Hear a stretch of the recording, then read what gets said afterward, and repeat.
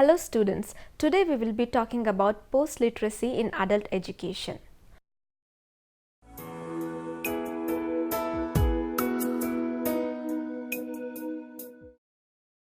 Post-literacy or post-literacy education is a concept used in adult education programs aimed at illiterate or neoliterate adults and communities.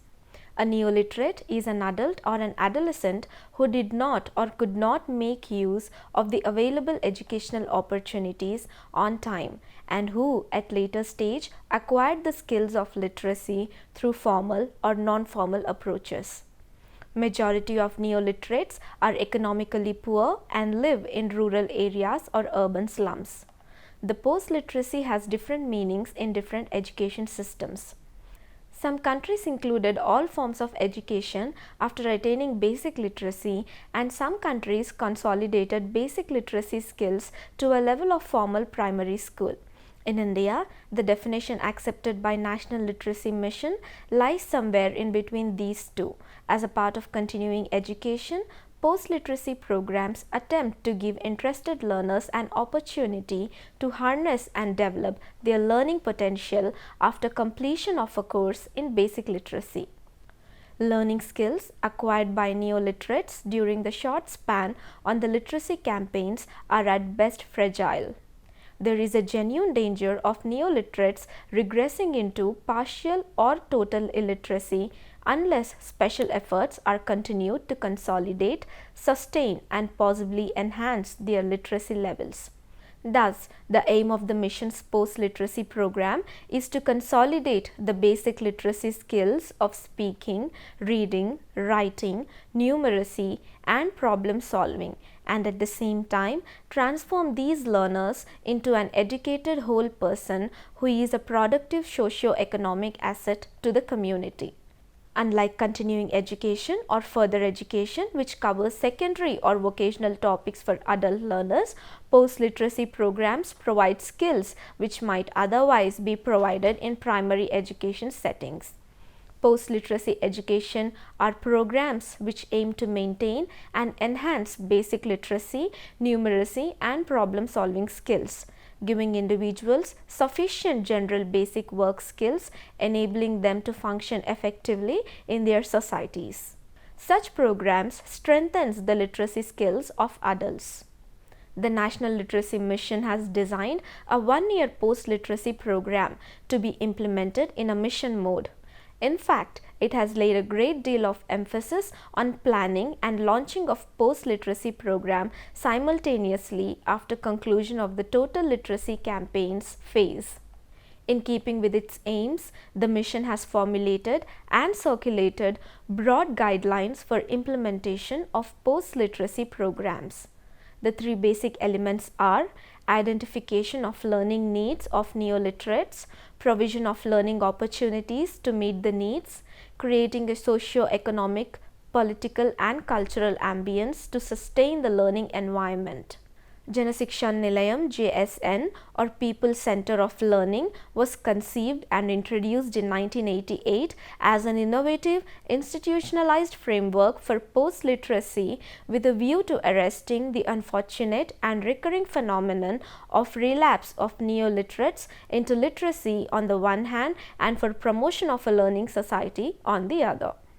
A set of comprehensive guidelines on location of JSN, selection, training and placement of prereq, procurement of materials and the modality of conducting the plethora of activities in the JSN were also issued to the respective state government and other agencies interested in setting up the JSNs. National Literacy Mission works as technology mission to seek to harness the finding of scientific and technological research to improve the pace and quality of the program and to create a better teaching learning environment.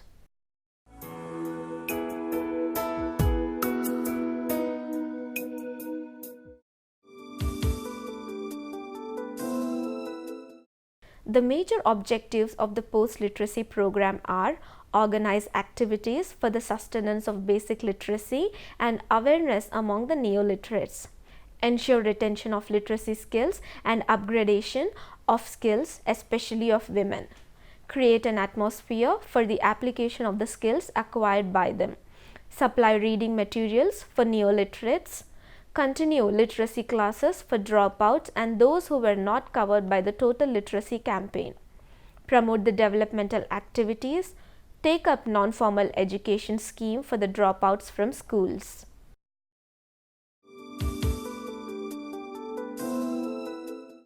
Some major functions of post-literacy programs include to consolidate basic literacy skills. A literate who has just completed a basic literacy course is not guaranteed retention of that skill. As for any other skill, it could become diffuse and fade out in time unless it is systematically strengthened. A well-designed post-literacy program may be able to save the situation. With the material designed to suit the interests of the target group, post-literacy skills should be able to reinforce and consolidate basic literacy skills both cognitively and effectively. To make lifelong learning possible, post-literacy is a bridge towards autonomous learning. To reach the stage of autonomous learning means to be within the grasp of being a lifelong learner. Post-literacy programs develop reading habits while at the same time enhance writing and numeracy skill. Without post-literacy programs or their equivalent, a learning society cannot materialize since the neo and semi-literates will not be motivated to go beyond basic literacy skills. Post-literacy programs provide a second opportunity for the disadvantaged to become lifelong learners. A keen student within a post-literacy program has wide options from which to choose further education. Such a student can either enroll in an equivalency program and so have the chance to enter the formal system again, or he or she can go to other types of continuing education such as vocationally oriented, income generating programs or others. In this sense, post-literacy programs are liberating forces which provide the opportunity for participants to continue to learn throughout life, to enhance understanding of society and community. Effective communication fosters understanding and promotes ties in the community. Humankind is gregarious by nature. Being gregarious, we must have the skill to communicate to others and to listen effectively. Effective communication, including listening, requires certain skills. These skills can be acquired through training. Communication training programs can be designed and made available to every interested individual. Communication skills, therefore, should be a central part of any post-literacy program. They should be carefully developed to enhance understanding of society and of the community. To diffuse technology and increase vocational skill. Appropriate technology transforms the development of any country. Post-literacy programs can be an effective instrument to transfer required technologies to disadvantaged groups and to change a listless observer into a productive, energetic member of the labor force. The most successful post-literacy programs are associated with the workforce. The advanced skills of reading, writing and numerically required for autonomous learning are developed in association with the functional knowledge needed by participants to be maximally efficient as employees. The significance of such an approach for the overall upgrading of technology and for improvement in individual and commercial efficiency is self-evident. This type of approach makes a major contribution to the economic well-being of individuals and of the nation as a whole. To motivate, inspire and instill hope towards improving the quality of life. Dropouts, disadvantaged groups and low-income earners have a feeling of hopelessness. For them, the future is bleak. Their children are unlikely to have a meaningful place in society. Survival is by chance. Motivation to improve and the will to excel in life is marginal if not zero. Feelings of helplessness and the sense of alienation can be overcome. Making such people realize that each and everyone has the same unharnessed potential and that everybody is capable of attaining the best in life will motivate them to excel in whatever field they decide to undertake. This is possible because a post-literacy program is an educational activity. Being educational, it is an effective tool to affect changes in attitudes and behavior towards life. Post-literacy cultivates, develops, strengthens, and stimulates the power of the target group to foster happy family life. Through education, the ultimate goal of development is to improve the quality of life of every citizen in the country. To attain this goal requires cooperative effort by government and citizen. Every individual should be active in the development process. The fruit of development will only be harnessed by active participants. Bystanders will be swept aside by the tide of change.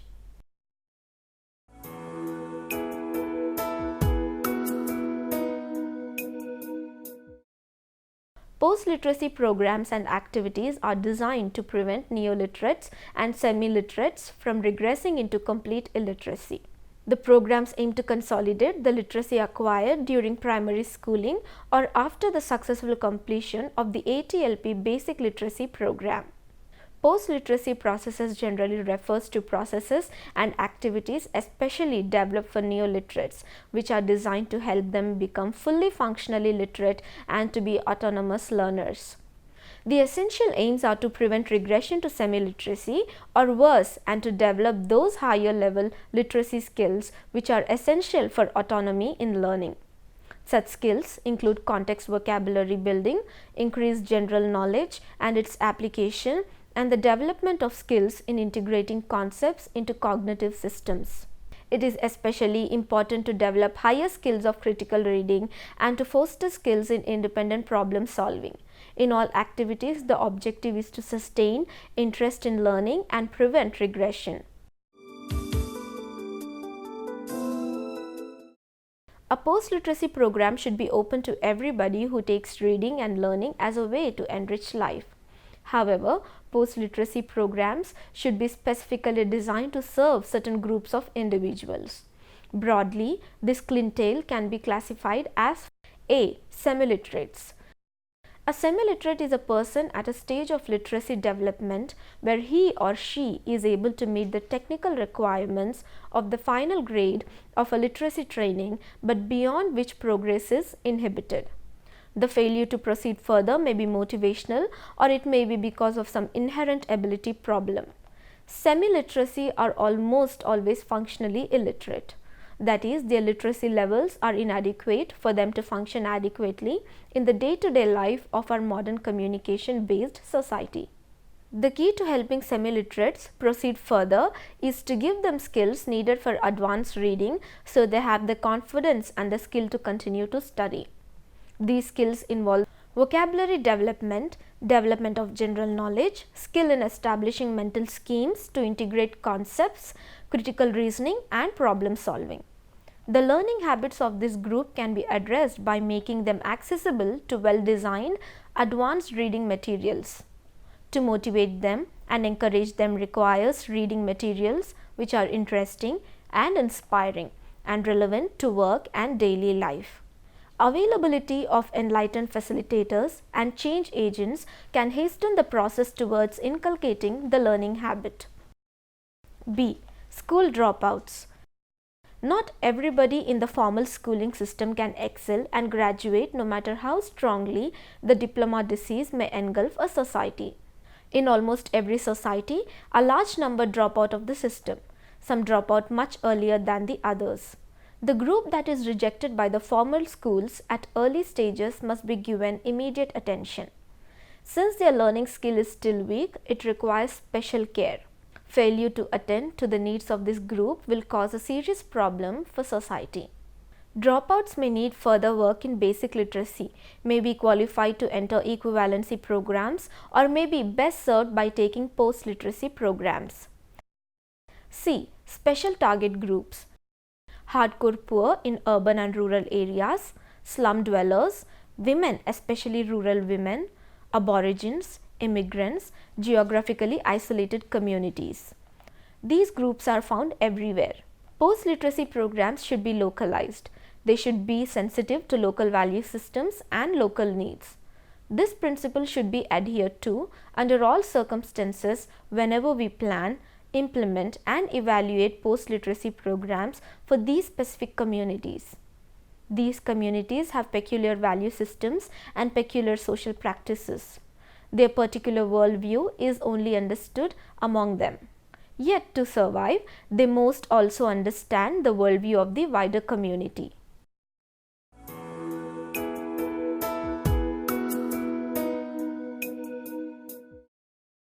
Four categories of standards are provided: reading skills, writing skills, numeracy skills, general mental skills. The additional points should be stressed in regard to the standards. They are indicators only. In post-literacy, it is more difficult to define standards in terms of clearly stated competencies. Scanning vertically down the individual columns of the complete table gives an adequate indication of what should be achieved at each level. They are not prescriptive. Each member state or educational system would wish to determine its own reading, writing and numeracy standards according to circumstances and needs, and based to an extent on the characteristics of its national and local languages. Mental skills are critical aspects. Educational Testing Service in the United States believed that mental skills are essential if literacy skills are to be consolidated and individuals are to develop to be true autonomous learners willing to accept responsibility for their own continued lifelong learning. Individual member states and educational systems are therefore encouraged to retain these general categories of mental skill as listed in the first column of the table. They may wish, of course, to define the standards to be achieved within each area of mental skill according to their own needs.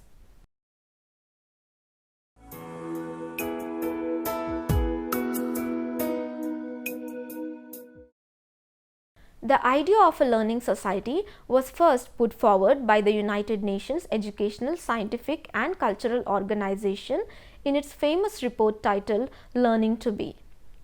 According to this report, a learning society is one in which all agencies of a society are educational providers, not just those whose primary responsibility is education. Similarly, all citizens should be engaged in learning, taking full advantage of the opportunities provided by the learning society. True to these words, Kerala has always been a learning society. The educational and social reforms of Maharajas, the relentless efforts of Christian missionaries, the educational pursuits of Nair Service Society, the contribution of Sri Narayan movement and a galaxy of social reforms laid a strong educational base in Kerala. The socio-political movements, freedom struggle and trade union movements have played a very significant role in creating a suitable environment for people's participation. Excellent network of rural libraries, better transport and communication facilities, people's perception towards education, social mobility, political commitments are some major factors which provided a conducive climate for the people to learn.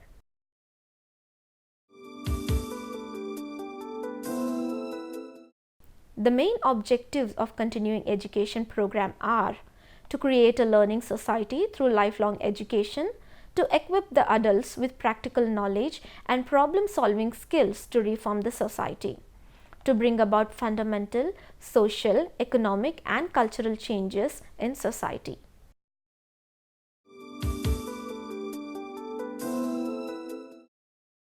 Equivalency programs. They are designed as an alternative education program equivalent to existing formal, general or vocational education. Income generating programs, where the participants acquire or upgrade their vocational skills and take up income generating activities. Quality of life improvement programs. This aims to equip learners and the community with essential knowledge, attitude, values and skills to raise their standard of living. Individual interest promotion programs, to provide opportunities for learners to participate and learn about their individually chosen social, cultural, spiritual, health, physical and artistic interests. Post-literacy programs are designed to strengthen the literacy skills so that the learner can follow meaningfully other opportunities offered by the continuing education programs. The program can be formal or non-formal in nature. Any educational activity after childhood is considered as continuing education. The target group may be semi-literates, neo-literates, or autonomous learners. ATLP for continuing education offers income generating programs, quality of life improvement programs, equivalency programs, individual interest programs, and post-literacy. Post-literacy, therefore, is one of the integrated continuing education programs. All programs are functional. All involve functional knowledge. The functional knowledge is used as a delivery technique with the objective of making learning is relevant to living and working. However, there is a major difference between post-literacy and other programs. The basic difference is that in the case of post-literacy programs, the advocator must stress rehabilitation activities. This is because it is possible for neo-literates and semi-literates to regress to even complete illiteracy. This is less possible in other programs, especially among equivalency learners. Okay students, the lesson post-literacy has come to a conclusion. Do you have any questions? Ma'am, this is Kalpana. I have a doubt. What is importance and role of technology and internet in adult education? Technology is increasingly used in adult learning either as a complement to teacher-mediated instruction or as the sole means of learning.